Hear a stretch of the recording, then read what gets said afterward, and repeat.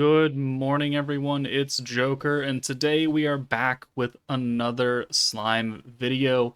And today, just before, we get the next meta and before the tier anniversary starts, I wanted to do a tier list of all the current skill fusions that we have in the game.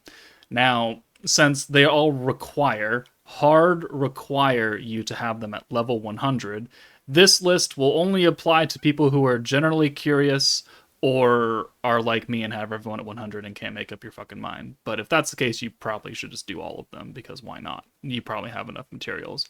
But for people who are not aware, who are like, oh, I'm getting close to 100, some one of these characters, is it actually useful? That's what we're here to do today, is to give my very subjective opinion on how useful they actually are. So I've got this tier list. I've got it set up to good, decent, just okay, hardly useful, and terrible. There is no like must do kind of tier. It's again all subjective as to what you want to do, since they are limited materials, even more limited units that can do it, with the limitation of being level 100. So I'm not going to make them like you must do them and like force all your shards on that one character to get a skill fusion. That's not what we're here to do, and I'm not trying to tell you to do that either. This is just, oh, I happen to get the final dupe for, Fire Guy or Windmillum. Should I skill fuse them? Should I use them as materials, or should I save them for someone else in the future? Maybe.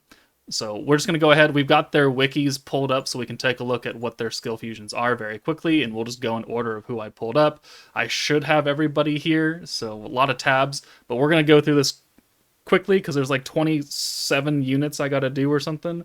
So I'm only going to spend a little bit of time on each one. First up is Windmillum. Her skill fusion turns her alt buff into an alt buff and a wind ally's crit damage buff by up to 30%.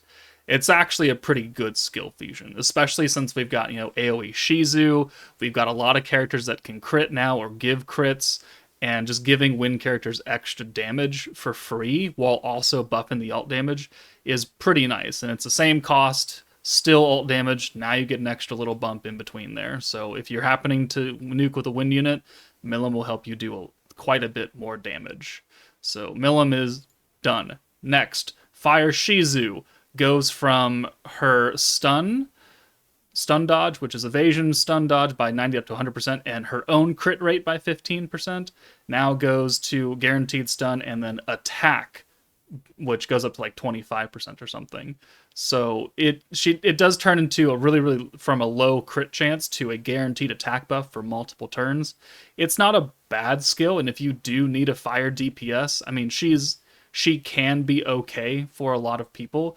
She's definitely not like she's not Violet, right? But she is, if you need someone and you do have her at 100, sure, why not? You can make her a little bit more useful. Otherwise, this skill is actually completely fucking useless. So it does give her a little bit of usage now. Earth Trainee, one of the best healers in the game. So her second skill is what changes. It's a Pierce nerf against the enemy, which turns into a guaranteed 30% for 3 turns, and then increases your ult damage resistance. So if the enemies are going to ult you, you pop this skill for 15 points, and they will do 50% less damage.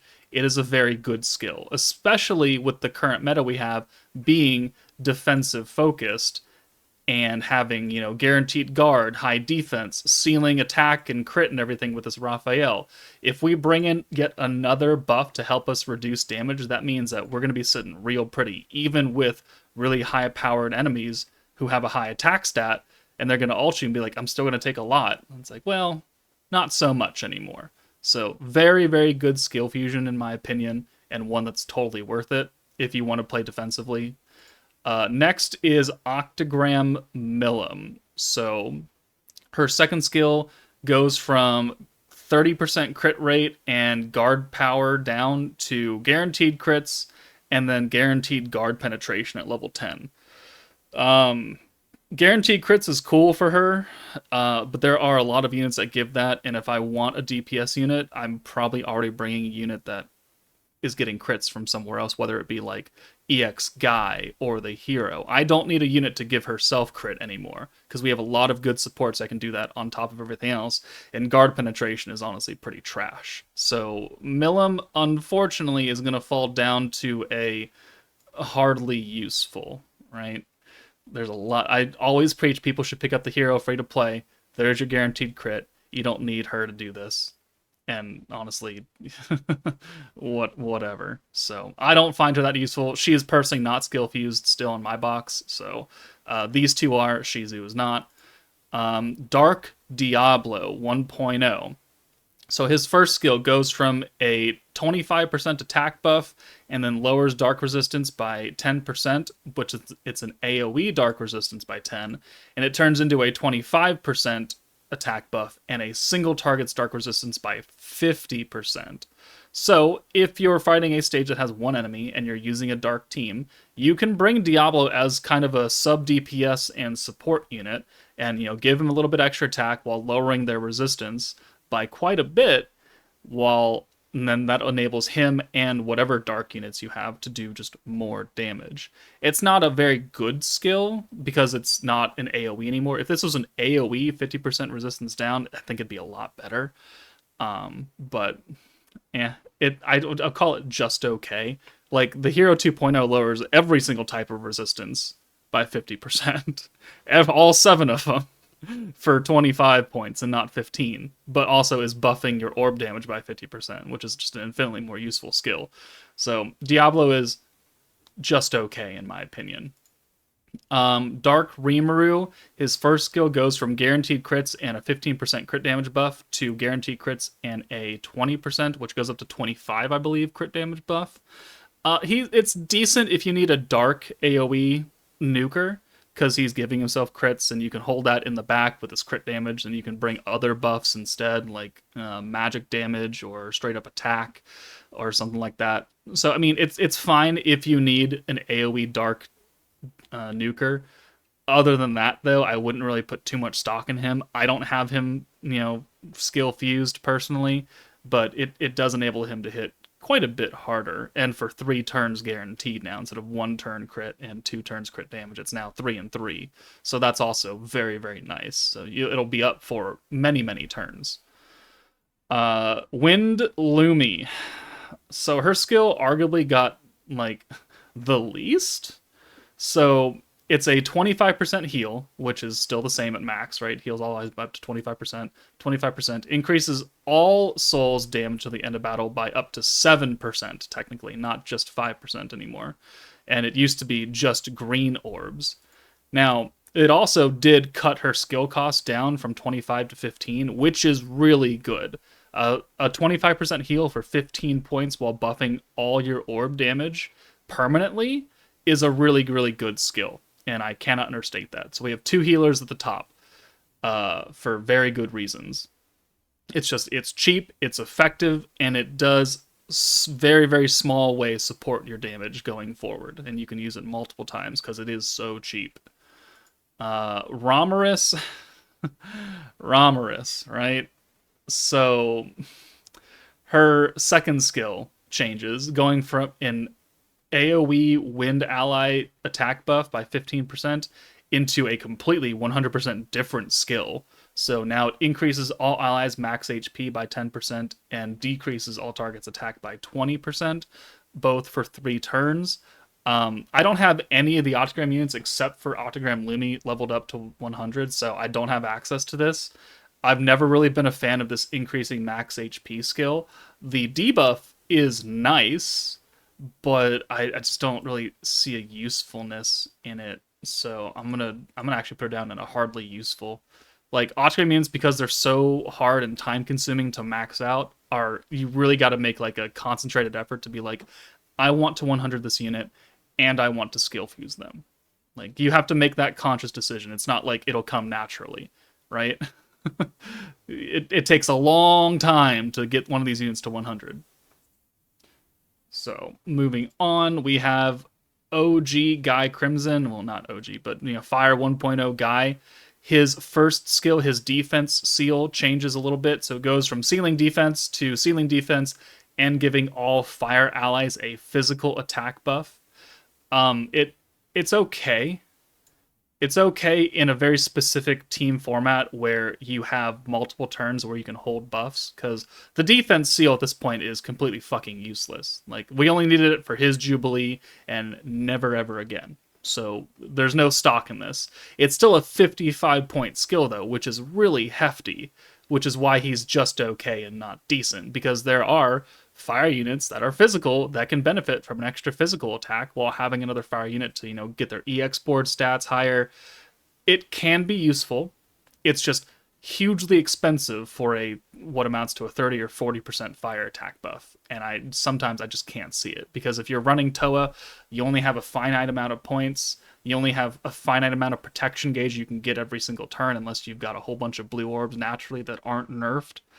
It takes a bit, because you've got like the Fire Shizu buff, you've got the Violet buffs, you've got the alt buff from Guy, already to deal with. So him by himself is 110 skill points, and that's just not great on a limited team that cannot cycle their protector quickly. So he's just okay. Light Shizu. So her debuff skill goes from a single target attack debuff to a single target attack debuff and a 80% guard rate. This is really good, again, for these defensive-focused teams, especially in Valor Cup now, where like this wanked-out Octagram Milim comes in, and you're like, hey, you're nerfed for 2 turns, and we're gonna guard. It's really good. It's really, really good, and it's not just Valor Cup. You can take her anywhere if you need a healer. This defensive meta, if you need a healer, cool, here you go. If you don't have guard up from Raphael, you can have a potential to guard up from Shizu. She's really good, I think. I'm going to do a showcase on her very soon. Next is Water Raphael. So his first skill goes from a defense down and a personal pierce power up to defense down, and then all water allies pierce power up by 50%. So he becomes a very good support while maintaining his role as a sub DPS. I'm going to put him up into decent, with the caveat that you also have Velzard skill fuse, because they're really meant to work together to be optimally efficient. Yes, you can take Raphael onto another team. You could put him with like the Frey and Milim team. Defense down is cool. Pierce power up by 50%. If you're bringing, Water Alice as well, then that's your guaranteed Pierce plus your water resistance down plus defense down plus water Pierce power up. That's a lot of buffs from 2 units. That's going to affect your damage by a lot. So he's good in certain situations. Velzard goes from a personal attack buff and personal Pierce power to a personal attack buff and just a Pierce resistance down by 35%. So no more Pierce power, because you're now getting that from Raphael, and then instead lowering Pierce resistance, which is something that he is not doing actively. So again, them combined are decent. If you were to take one over the other, I actually would probably put Velzard into just okay, because she needs other things going on. Raphael defense, and then Pierce power. They both need it, but I think the defense down is more impactful from Raphael to help other DPS units out than Velzard's 30% attack buff. So if we were to rank them separately and not, together, it would be Raphael and decent, Velzard and just okay. But if you have them together, I think they're actually fairly good running alongside each other. Octagram Guy. So his guaranteed stun goes to a guaranteed stun and a burn skill. I'm gonna find that hardly useful. If I'm bringing Guy, it's probably not on a fire team. I'm bringing him for the express purpose of stunning while having multiple other units who are orb changing and supporting my main DPS, who is most likely not fire. Like, the burn has no semblance of usefulness on any of the beatdown Battle Inferno 3 teams that I'm running to try and beat it with, not the primary meta. And right now, we've had a lot of AoE beatdowns. Guy is not useful in those, right? Because you can stun one of them, sure. You can't stun 3 of them. And burning one of them is not important, right? Because I'm trying to use space. I'm trying to use vengeance. I'm trying to use an earth unit for, the Warrior's Mind rerun or something like that. Burn does not matter in those scenarios. So it's not an important skill fusion. So I mean, I'm actually going to put it in terrible. I'm sorry, but the only time you're really maybe even going to try and attempt to use it is like the Tempered Edge EX5. But even then, it's like there are so many other skills you're trying to use there, and you have a finite amount that I don't really care about it. Leon, Octagram Leon, his alt buff goes from a 50% alt buff and 20% or 10% crit to 50% and then lowers their alt resistance, which I mean is fine if you're trying to make Leon your DPS unit. I think it's just okay though, because 20% is just not a lot, and he just is not good. And you got to have him at 100, which means, by then his stats will probably be good. I don't actually know. I've never used him. I've never seen anyone use a level 100 Octagram Leon before, so we're going to go just okay. Next is Bride Xion. So her attack buff goes from a 30% attack buff and a 25% starting pierce power, goes up to 40% pierce power. So you get an extra 15% to start out on. She does stack every time you use a skill for the first 3 turns. So if you're starting at 40, 43, 46, 49, 52, and so forth and so forth, it just means that you are able to get to a much higher pierce power stat faster. Right? It's just like before she was skill fused, we would be topping out at like 52%, somewhere around there, 55, and we'd be like, oh wow, that's high. Now on like a good team, I can get up to like 70 something pierce power with Xion. And since she is a single target DPS unit and she's built to be the DPS of the meta, it's actually a really good skill fusion. So I think she's really good. I've 120'd her, I've skill fused her, I use her in tower runs a lot. So I think she's actually fairly good. Alright, moving on. Octagram Lumi. Her permanent alt buff goes from 60% cap to an 80% cap, and it used to only heal the lowest ally, and now it heals everybody by 10%, which can be useful. So I think Lumi actually deserves to be up in the good tier, right? A permanent 80% alt buff now instead of 60 is just an extra 20%. You do need a team that can generate enough points to use it, but there are a lot of blue-focused teams and stacking teams that can do such things. So I think she's fairly good. She is my only level 100 Octagram unit. Water Shuna. Okay, so here we start this terrible trend. So it takes her double orb change into a triple orb change and also increases the cost. So instead of being 25 points, it's now 30 points when it's maxed out. And all it does is add another orb. I don't really want that. I want specifically triple orb changes to be triple orb changes because I'm prepared to use those types of skills. I don't want to suddenly turn my double orb changer who costs 25 and I'm planned for 25 skill points and that continuation of 25 to 55. Or, 45. I don't want that to suddenly be increased for another orb, because there are very few times I actually need a triple orange orb change. If I need that, or I need some semblance of triple orb change, I would just bring Megamine instead, right? Because she's doing 2 oranges and a green, which is generally what happens when I run into it, is I don't need 3 oranges, I need 2 oranges and a green. Or I need 2 greens and an orange, like Guy. And they also cost 30 points while also buffing my ult and doing other things. I hate these skill fusions for these orb changes, adding another orb on. They are absolutely god-awful. I want them to remain cheap. I want them to be double orbs because I can plan around it. And if I get 50 skill points on turn 2, I have the potential to double orb change using this skill and a different skill, rather than only being locked into one because now it costs 30 points and I can't do a double orb change now. So I don't like these orb changes. So you know what? We're not even going to talk about it. Velzard goes in here, Lumi goes in there. Sorry, we're going to skip these two because they have the exact same thing. Velzard goes from a double blue to green orb change to a triple blue to green, and Lumi goes from a double green to blue to a triple green to blue. And I don't like any of them. None of them are ever getting skill fused. It's a waste of a skill fusion. Moving on. Xion, her water buff goes from a 50% water ally buff and a 10% crit resistance down to, wait, no, hold on. It's No, okay, no, it just goes from a water buff to a water buff and crit resistance down, which I think caps out at 20%. So cool. I guess. I mean, it's not that big of an increase.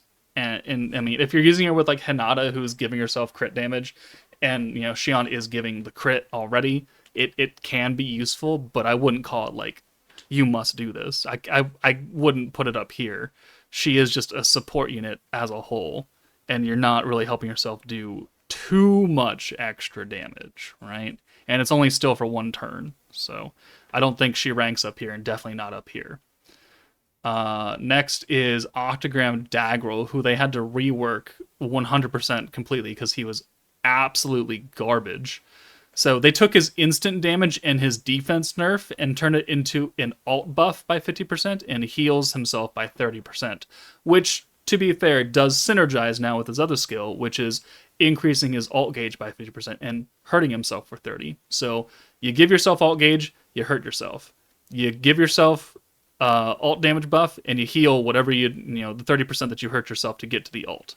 And since he's not an EX character, you only need to use it like once, maybe twice. So it does synergize a lot better than his stupid instant damage. So he's actually not bad as a DPS, except he's an AoE, and I believe he's a defense growth.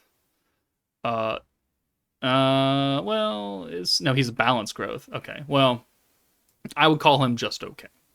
Just okay. Again, because he is an Octogram character, you do need to have 100, means you need to invest a lot of resources and emblems into him.